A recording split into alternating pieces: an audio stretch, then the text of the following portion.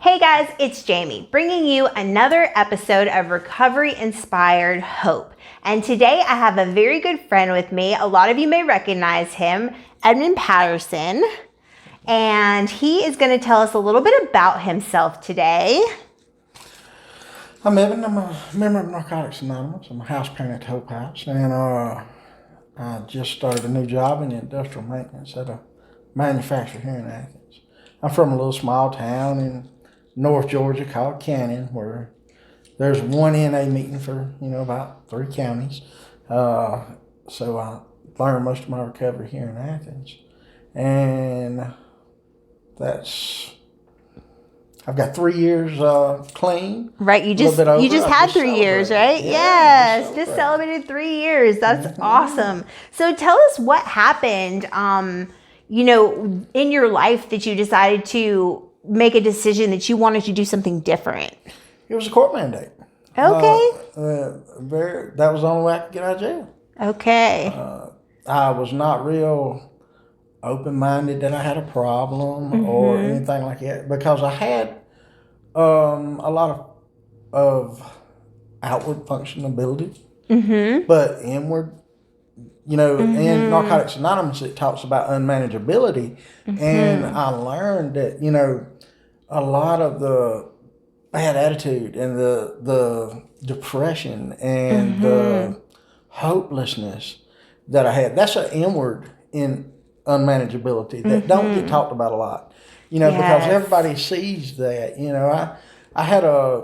I didn't miss a house payment, and my lights never got cut off or anything like that till I started till I was in jail for a while. Right. And I couldn't get out because things had, not real big things, but a lot of little things had stacked up against me. And that was the only way that I could get out, was they would release me to a treatment center. And they didn't have a bed open at the time, but so I could get out of jail, they let me come to the couch. And I stayed on the couch for a weekend, and then there was a guy graduated like the next Tuesday, and I got a bed. Awesome. So it was kind of like divine intervention. Yeah. Absolutely. That's awesome. Well, we thank God, the Athens community is so thankful for you, and you are such a superstar in the community here for recovery. You're a great representative. Why do you think it's important to speak out about recovery? Well, the thing about it is there's a lot of people out there that just don't know what recovery is. And, they think that, they just have a drug problem. And in Narcotics Anonymous, I learned about that unmanageability, and I learned about character defects and cycles of bad behavior. Yes. And I could look at that by writing it down and talking to somebody else about it, and they could look at it and see, you keep doing it, you keep having this same problem. It showed up a couple times in your life, and you don't have to do that anymore. And there's a lot of people don't know they're stuck. So, and they don't know that, one of my things was I didn't want to admit that I had a problem. So by not admitting that, and not, because I had, recovery's not real prominent where I'm from. Right. Like I said, you said one meeting. Yeah, I mean, that's like crazy because in Athens, it's like, if you're not in recovery, it's like, what are you doing here? If you're not at the university or you're not in recovery, like you're kind of like, what are you doing here? So I can't even imagine. But it's awesome that we have this platform, where people can speak out, and we can share recovery in places that only have one meeting. So you're pretty involved. You have a home group, you have a sponsor, you do service work. So all of those things. And I really liked how you talked about, having depression, because I find so much that people just want to say, that it's a substance abuse problems, but substance use disorder and mental health go hand in hand.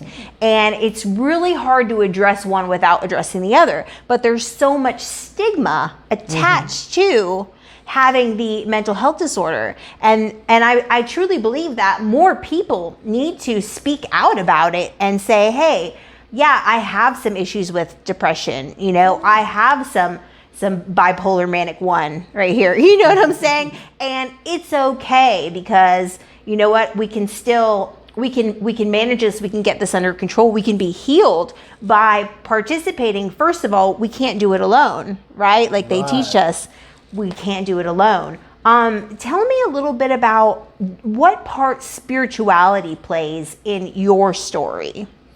Okay, well, I'll tell you, one of the reasons that I was in Narcotics Anonymous is I had a resentment against God. And I had a resentment against, like, the church. And if you came at me with, like, a Bible beating sort of thing, and there's a lot of churches where I'm from.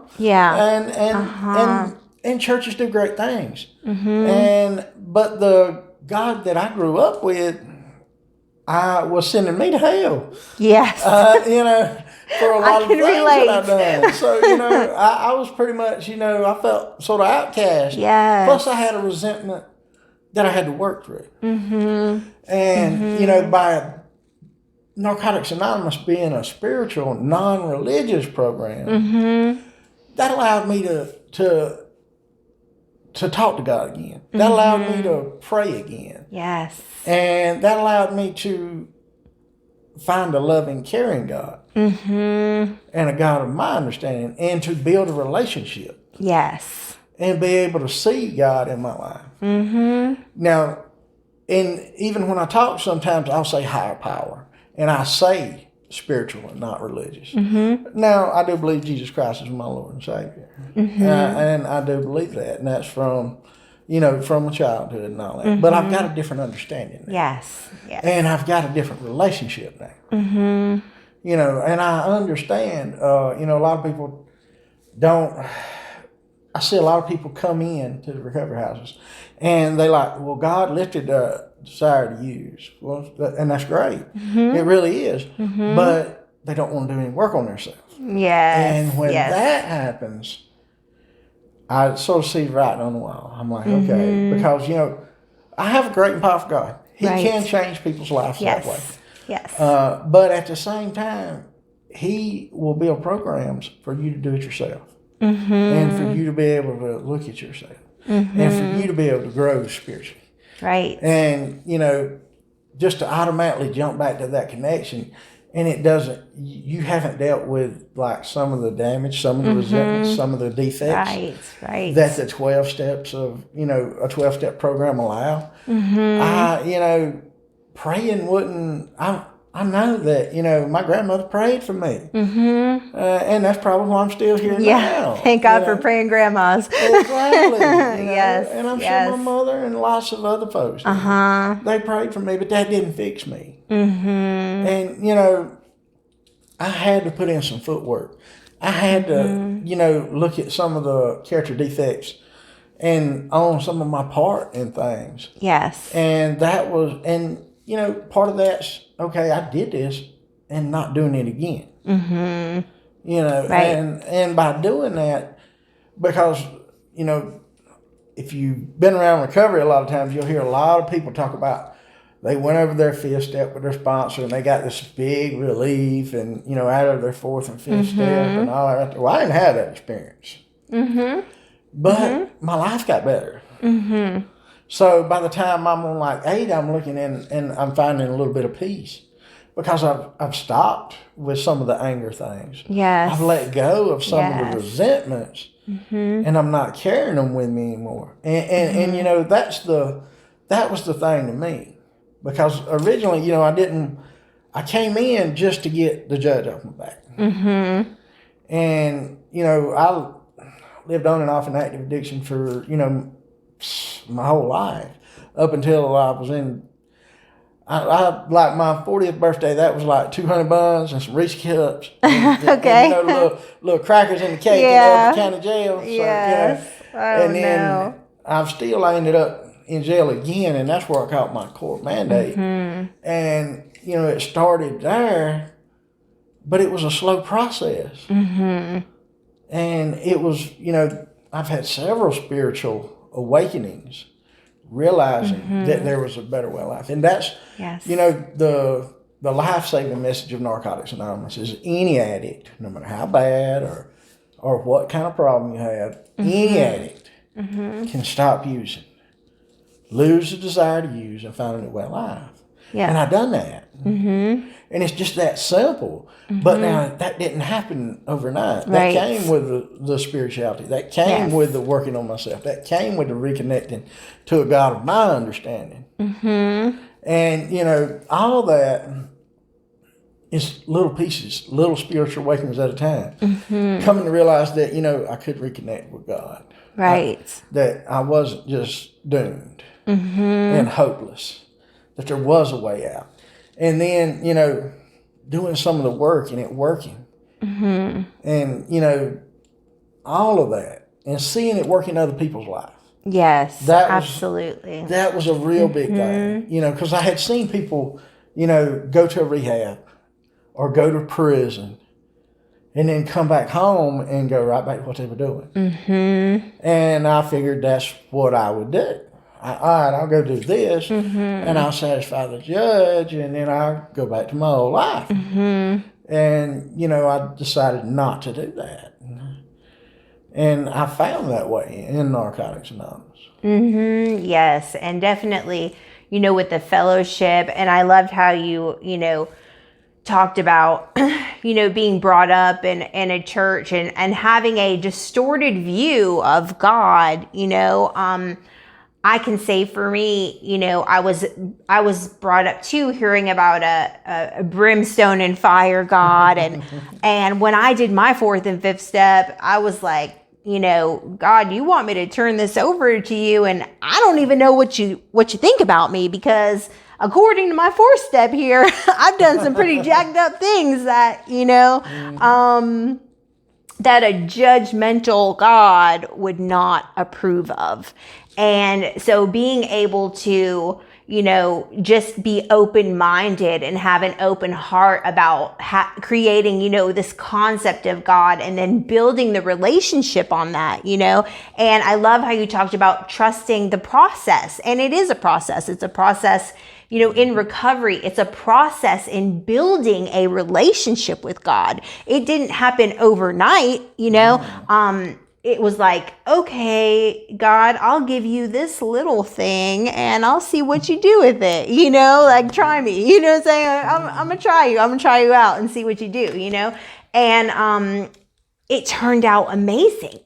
And I was like, okay, all right, let me try you with this, And the way that my God, drew me in was with loving kindness, not beating me over the head with the Bible. And, it's something that I see a lot of, with religious people, but I have really just found that the true hands and feet of God are the people in the recovery community, and I feel so blessed to be a part of it. So my last question for you is, what would you say to someone who is considering recovery? Well, I would ask them, do you want better in life? Mm-hmm. Because one of my home group's topics was always remember your last use. And I struggled with that because my last use was not my worst use. It was not the Bible. Okay. And I can tell you about that because I've shared that at my home group. I've shared it with different people. And I've put a lot of thought into it. And I was dating a girl, and it